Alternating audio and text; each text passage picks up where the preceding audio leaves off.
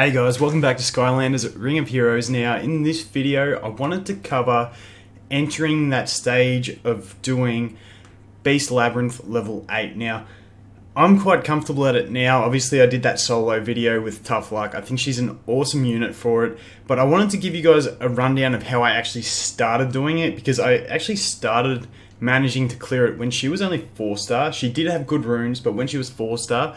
So I can't remember the exact stats, unfortunately, of where she was at, but my Stealth Elf was in the same spot as she is now with those stats, and my Blades was actually a little bit weaker than he is now. I did put one better rune on him now, but that's where my Blades is at for tanking it. I have also leveled Blades a fair bit since I started doing it and powered him up a few times, so the basic strategy behind this one is we'll jump into a run, and what I'll do is I'll put it on 1x speed, but I'll go through the general strategy. Actually, I'll leave it on normal speed. Basically, the strategy is you want to target this guy. This guy is the biggest pain in the waves, and unfortunately, when it's on auto, he's the last one to get targeted. So the basic idea is you target him, then I normally target these other shield guys first, because they're the ones doing more damage. The sort of shaman-looking, I don't know, eyeball in mouth person is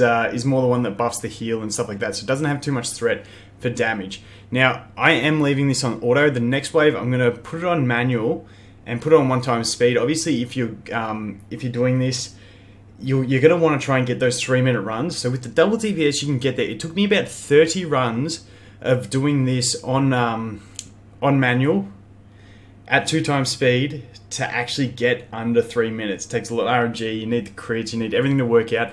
And the basic strategy when I was doing this was, we'll go into this wave and I'll take you through the strategy. So I target the big guy, then I'll use basically a combination between Tough Luck's first skill, Elf's first skill and second skill, and then if I need a heal, I'll throw in Tough Luck's second skill as well, because at this stage my Stealth Elf was still doing more damage. And what else I do is you bring out Broccoli, get the heals rolling when you need it, because the Broccoli is just there to try and keep up Blades, and Blades is there purely as a meat shield. He's not there to do any damage. You don't want to use his attacks, because his attacks are just wasting time, basically, when you're going for that 3-minute clear. So I'll put it up to speed 2 and just keep rotating through the sort of general rotation it was. It was basically just, like I said, that skill 1 of Tough Luck, skill 1 and 2 of Elf, and that's all I rinse and repeat through, and then obviously bringing out Broccoli Guy whenever he was available. And then when you get to the boss, it's pretty much the exact same thing. You just keep rotating through those skills. I put a bit more priority onto the skill 1 of the Tough Luck in this one, just because that diminished does help a bit. Once again, you don't want to use any Blades attacks, because Blades attacks contribute to the boss's revenge counter. Once that little clock gets to 0, he does a revenge attack that's AoE, and if you do any attacks with Blades, he's not doing enough damage to contribute, and then he's just increasing that. The other thing is you don't want Blades to get his evasion buff on this boss stage, because if Blades does get that evasion buff and evades, it means he's then going to revenge the boss and reduce that timer again. So you kind of want Blades just to die. Like when I do my normal runs, I want Blades to die by the time I get to the boss, because when I'm doing it on full auto, Blades does waste it. I have actually got to the stage now where I can just run it with Stealth Elf and Tough Luck, and then basically a fodder monster, just to, not a fodder, but you know, a spare Skylander that I'm leveling up just to gain the experience and speed it up, because the Blades, it's a weird balance. Early on my Blades was too squishy and he was dying too early when the other two couldn't carry me. And then as I got tankier on the Blades and the others got stronger, then the Blades was too tanky and he was wasting time on the boss, and that's where I was getting fails when the boss was revenging because of Blades attacks. So it's a very fine balance, but once you get your attackers strong enough, it's not too bad. Like I said, let's have a look at this one. Effect accuracy, we'll keep it just in case. But like I said, once you get your attackers to that sort of stage where they're a bit tankier, do more damage, it is a lot easier. My Tough Luck is on crazy runes, the same runes as she was on when I did my solo video.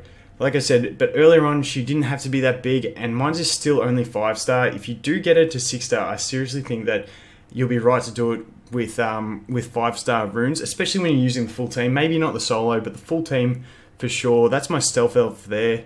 And you saw my blades. I'll show you him again. But the thing is that the double DPS with a neutral tank, I feel like can work in most of the levels. I haven't got the right synergy for level 9 yet, and then obviously going into level 10. But for this one, the double DPS, and it just becomes a DPS raise against the boss. The Tough Luck is really handy against the boss because she does have that self-heal, so it's not all doom and gloom. If he does crit her once, she can bring herself back up. So that's how you do it. That general strat again, just for when you're trying to get the speed run in, is leave blades, don't let him do anything, just let him attack. Keep Broccoli healing blades up as much as you can just to keep him alive through the 2 waves. Don't worry if he dies towards the end of the 2nd wave. And then obviously rinsing through the 1st and 2nd skill of Stealth Elf and the 1st skill of Tough Luck. Unless you have got a really good Tough Luck, then you can use that 2nd skill, but it is a bit expensive in the mana cost with the 5 mana.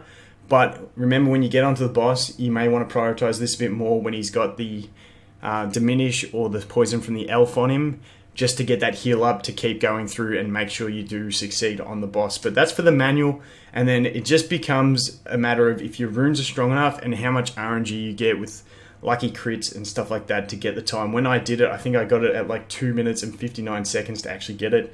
But now I'm solid because now I can just auto times 10 and not worry about it. But that's going to be it for the Beast Dungeon level 8. Entering it in, I'll keep you guys updated with my progress. Once I start going into level 9, I'll talk about that one.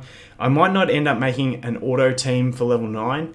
I feel like it might be the case that I'll just get a team to clear level 9 so that I can work on an auto team for level 10. But we'll see how we go, because the rune drops at the moment haven't been too bad from level 8. I've been getting a few 6 stars, some legendary and some orange and purple 5 stars, so it's progressing well, but still mainly greys on the 6 star level, so we might have to wait for 10 to start getting some really good 6 stars. But that's the Beast Dungeon 8, guys. Let me know if I missed anything else you want me to cover. I still have got a backlog of videos that I'm trying to work through, but yeah, leave anything you want me to cover in the comments. Thanks for watching, and I'll look forward to seeing you in the next one. Cheers.